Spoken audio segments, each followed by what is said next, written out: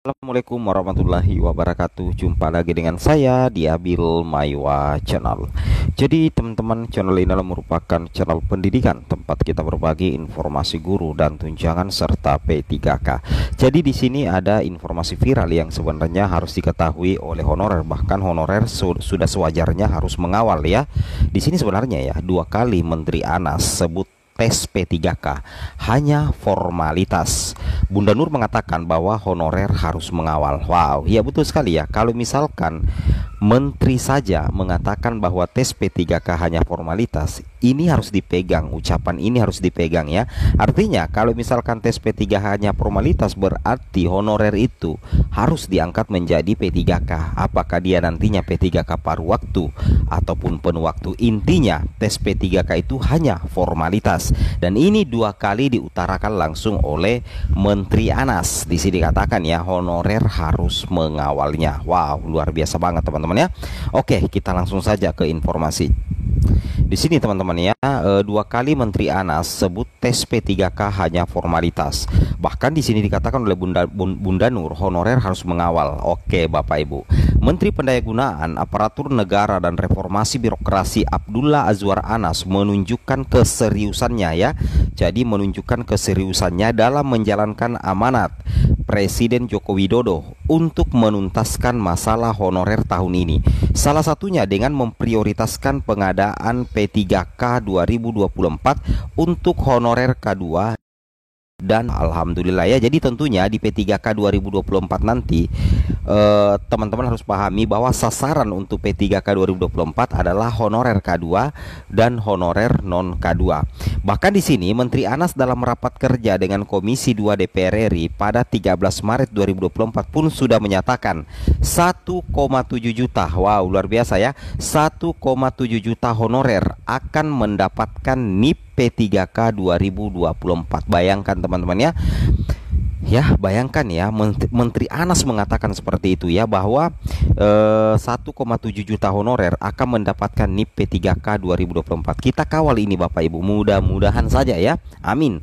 Pengangkatan honorer menjadi P3K akan melalui jalur tes. Namun di sini dikatakan oleh Menteri Anas bahwa tes ini hanya formalitas. Wow, luar biasa banget teman-teman ya. Mudah-mudahan saja ya. Tes formalitas itu bahkan 2 kali ya tegaskan dalam raker 13 Maret. Wow. Merespon hal tersebut, Dewan Pembina Forum Honorer K2 Tenaga Teknis Administrasi Indonesia, Ibu Nurbaiti mengatakan sebenarnya jika melihat isi dari paparan Menpan RB Bapak Azwar Anas hampir sama dengan raker sebelumnya pada Januari 2024. Namun rapat kali ini tetap ada yang berbeda, yaitu penegasan Menteri Anas soal tes P3K nanti. Itu karena banyak masukan dari anggota Komisi 2 DPR RI soal tes seleksi P3K 2024. Menpan RB sampai bilang 2 kali bahwa tes tersebut hanya formalitas, karena pada intinya Bapak Ibu ya, sebanyak 1,7 juta honorer yang masuk database BKN akan diberikan diangkat menjadi ASN, bahkan NIP P3K sudah disiapkan. Wow, tentunya ini menjadi kabar baik sebab banyak honorer khawatir dengan tes, apalagi bagi mereka yang sudah pernah ujian komputer asistes atau CAT BKN itu kan khawatir tidak lulus. Dia melanjutkan, pemerintah juga akan tetap memprioritaskan honorer K2 khususnya karena pengabdiannya.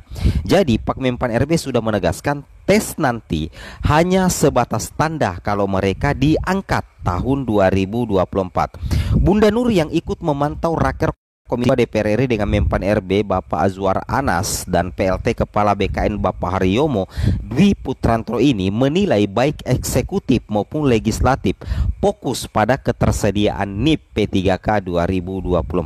Alhamdulillah, jadi ini tentunya menjadi kabar-kabar super menggembirakan ya untuk para honorer.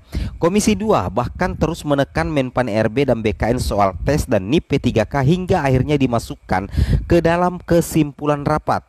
Pak Menpan RB juga meminta bahwa daerah betul-betul mengusulkan, karena bagaimana mau dikasih NIP P3K kalau daerahnya tidak buka formasi. Jadi harus dikawal betul-betul ini. Ya, ini betul sekali ya yang dikatakan oleh Menpan RB, bahwasanya meskipun sebenarnya Menpan RB sudah buka suara bahwa tes hanya formalitas, kemudian 1,7 juta honorer akan diangkat P3K. Tapi kalau daerah tidak buka formasi, bagaimana caranya mau dikasih ini P3K? Jadi caranya apa? Harus dikawal ini daerah Bapak Ibu ya, harus dikawal seperti itu ya.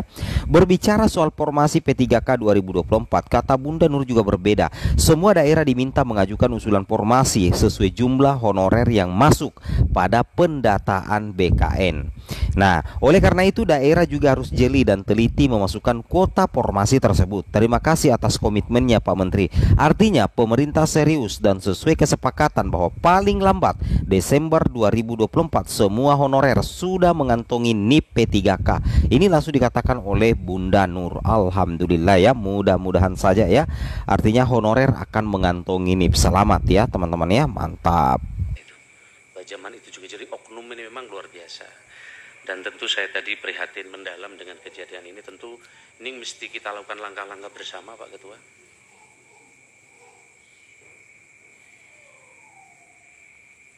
Zaman itu juga jadi oknum ini memang luar biasa. Dan tentu saya tadi prihatin mendalam dengan kejadian ini. Tentu ini mesti kita lakukan langkah-langkah bersama Pak Ketua.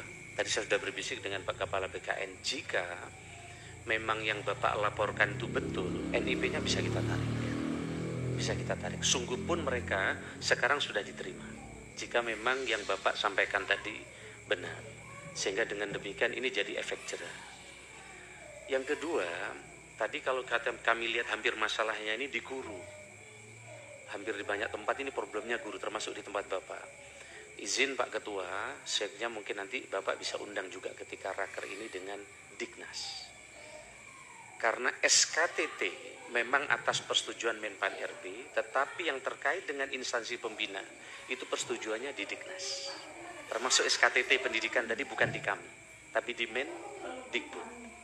Hampir tadi masalah yang berkembang 90% ini di Dikbud masalahnya. Saya langsung berbisik tadi, cek coba BK Kanrek terkait dengan pegawai PU, dan betul jika ada pegawai asuransi tadi diterima. Mestinya tidak bisa kalau tidak ada dapodik. Kalau tidak ada dapodik dia tidak bisa diterima, kecuali dia ada dapodik di dalam pengajaran. Jadi nanti ini perlu dengan Dikbud, Pak Kepala BKN cek nama-nama termasuk di dapil tadi, jika perlu cabut NIK-nya menurut saya. Karena itu satu-satunya salah satu adalah untuk mewujudkan keadilan buat mereka. Kami sejak awal telah membuat aturan, ternyata banyak aturan itu dibaliknya, kemudian disiasati seperti ini. Oleh karena itu Pak Ketua, kami nanti mohon data tadi Pak Ketua, termasuk Pak Junimat, tadi berkali-kali soal SKTT. Soal SKTT ini kami sudah rapatkan Bapak sekalian. Kami tidak adakan rekomendasi jika tidak terkait dengan kemampuan teknis, misalnya guru renang. Guru renang itu perlu SKT dihadiri oleh hampir seluruh kepala daerah. Mohon Pak Ketua bisa hadir, menyampaikan di forum itu besok siang. Ya, para sekjen, para kepala daerah